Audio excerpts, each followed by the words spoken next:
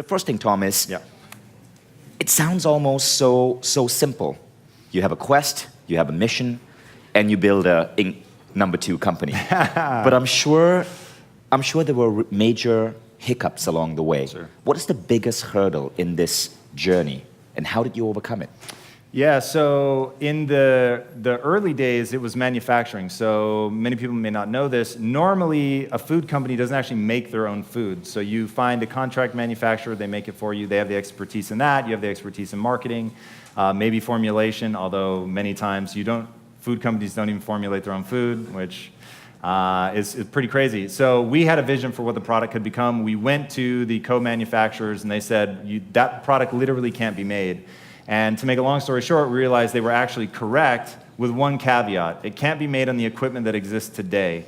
So the big breakthrough for us was being willing to engineer our own industrial-grade equipment so that we could make this protein bar that had never existed before. And that was a huge challenge. And one of my partners happens to be very good at fixing that stuff, but to hedge our bets, we actually kept our previous company for the first year of Quest. And so I, with my wife, we were at Quest full-time, and they were still running the technology company. So I was repairing equipment, which, let me assure you, is not a situation you want to be in. So you just have to, and going back to your point, it really is that simple. It's not easy, but it really is that simple. So I remember when the wrapping machine broke down, and I want you to imagine my dad, who to this day, God bless him, such a sweet guy, but it's just absolutely heartbroken that I hate cars, I hate repairing things, I don't even like having greasy hands, like, oh God, I so hate it.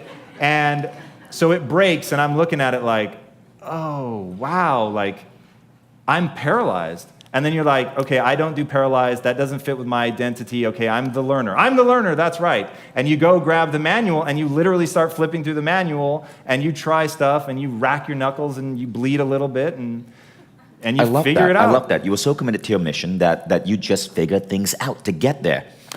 Now, one of the things that you spoke about that I thought was fascinating was your routine. Yeah. Let's go deep into your routine. So you start with working out. Yep. What type of workouts do you do? So I'm a weight trainer guy, so I don't do cardio unless. So the picture of me when I was super lean, I have to do cardio to get that lean. But otherwise, let's call it 85% of the year I'm not doing cardio. So I go in. I traditionally do what's called a push-pull leg split. So on one day I do all the push muscles, on the other day I do all the pull muscles, then I do legs. So you work out every single day? And then rinse and repeat. I work out 5 days a week, and I usually take Saturday and Sunday off. Psychologically, it's just nice to know I wake up and I can do whatever I want. Let's talk about meditation, the second thing on your list. What type of meditation do you do? I do what I'll call just breathe, box breathing meditation. And if there are any meditator haters out there, let me tell you how I used to be one of you. So I'm going to give you a glimpse into my real soul here, vulnerability time. Things that seem overly feminine to me, like, always freak me out a little bit.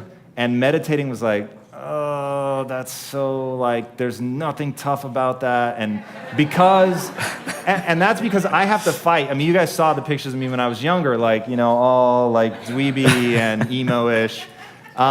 So for me to find strength and to man up and to not, like, that was a real thing for me. I was the whiny kid. So if I remember one time I was playing soccer, and I had broken my thumb in the middle of the game, and they wouldn't take me out because I complained all the time. So they thought, oh God, here we go again, he's just complaining. But I'd actually broken my thumb that time. So I was the boy that cried wolf. I was always whining, complaining, crying about something. So to become tough, I really had to focus on it. So meditation just didn't seem tough to me at all. And then on Inside Quest, I interviewed a Navy SEAL, and he was like, oh, dude, I'd be nowhere without meditation. And I was like, here's this hulking guy, he could kill me if he wanted to.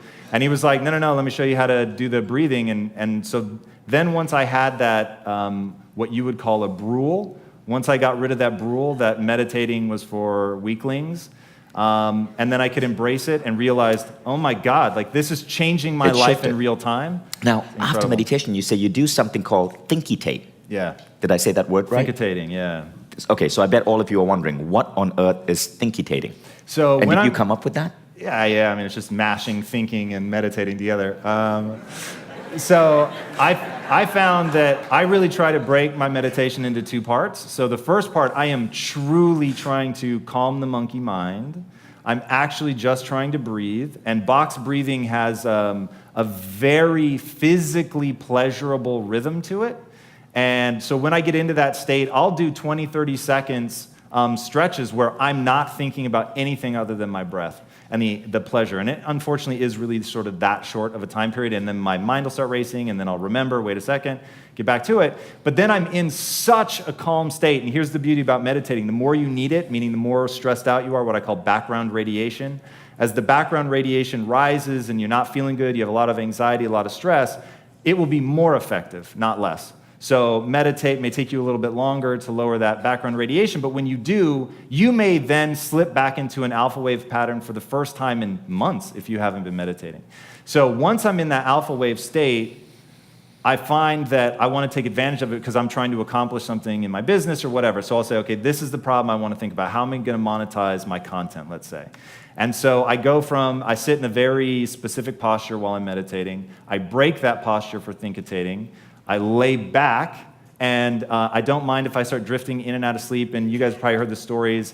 I'm going to pretend it was Einstein. I don't think it was somebody else, but sort of that era, that level. Used to sit and meditate with something in his hand, trying to fall asleep. Dolly? I think you're right. Thank you. It was Edison. That out. So the person, Dolly, Edison, whoever the case may be, they would drop it, and it hitting the floor would wake them up, and there's something about that state that would allow you to make these really unique connections. So that's what I'm looking for. When I thinkitate, I find that I make connections between ideas I wouldn't otherwise make. You then said you read. What would be your top 3 favorite books that you'd recommend everybody here needs to read? Yeah, so number 1, it is the most important book in the English language. I am actually begging you, as like one empathetic human being to another, please read it, is a book called Mindset by Carol Dweck. And I'm going to guess a lot of you have read it. That book, for anybody who is willing to let it will change your life completely. It is the most important book in the English language. Beyond that, The Obstacle is the Way is also incredibly, incredibly powerful. Who's that by? That's by Ryan Holiday. And then there's so many books, but if you're not interested in starting your own business, but you still want to play at the absolute highest level, I highly encourage you to read a book called Lynchpin by Seth Godin. And Lynchpin is sort of the opposite. So for entrepreneurs, Obstacle is the Way might be a better book, but for people that they're not interested in that level of risk, but they want to be an artist in what they do, Lynchpin was just game-changing. Awesome.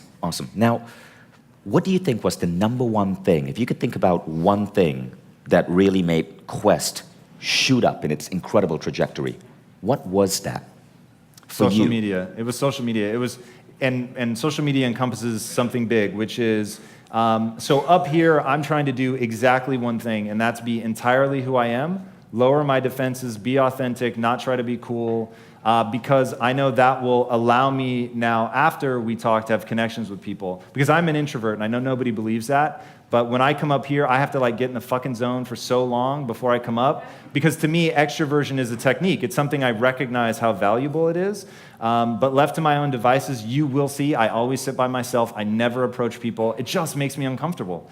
And I haven't addressed that skill yet in my life. It's something that I think I will eventually. So social media plays on that understanding of humans have a desire to connect. So even though I'm introverted, I still really want to connect, and I really want to feel part of something bigger, and social media has made that possible. So Quest was designed from word one to say companies are real people. It's not a nameless, faceless organization. I have a mom, and she is morbidly obese, and I have a sister who's morbidly obese, and I love them, and I want them to be happy, and I want to help, and that's why I'm doing this every day, and inviting people into that world. You create a community. I mean, you know this, right? It's about the community, and even just being invited into this and being a part of this, I'm reminded all over again the power of community. So we built a community. We didn't market. The final question is this, and I bet a lot of you feel the same way. Yes, you are seeking a quest, but there are so many potential things that you might want to fix about the world. For example, I'm concerned about climate change. I'm concerned about education. How did you know that Quest was it? How did you know that this particular mission was what you had to pursue? I didn't. So it went like this, and really, really get super comfortable with that, right? So my thing in life is it's better to go 1,000 miles an hour in the wrong direction than to go 1 mile an hour in the right direction. Why? Because I know enough about myself to know I will constantly check, is this the right direction? If I smash into a wall or whatever, I'll pick myself up and go, okay, wait, am I moving in the right direction? And if I'm not, I don't have a problem changing direction because I don't value myself in being right. So I value myself in how quickly I can realize that I'm wrong. So I had a business partner who was utterly obsessed with nutrition and human metabolism.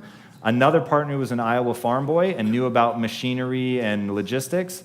And then myself, who I so wanted to help my mom and my sister. And so it was like, okay, wait, you have these converging areas of interest. I already had a deep passion for helping other people. I'm just wired for it. I'm very empathetic. I get a rush out of seeing that moment of awakening. So like the truest mission of my life is to free people from the matrix. It isn't to help them lose weight. I just happen to believe the two are connected. Connected. But seeing that opportunity from a business perspective was like, well, let's run 1,000 miles an hour in that direction. If it doesn't feel right, we'll change. Awesome. Thank you, Tom. That was Thanks for some having me. crazy, amazing stuff. Thank you. Give him a round of applause, Thank you, people. guys.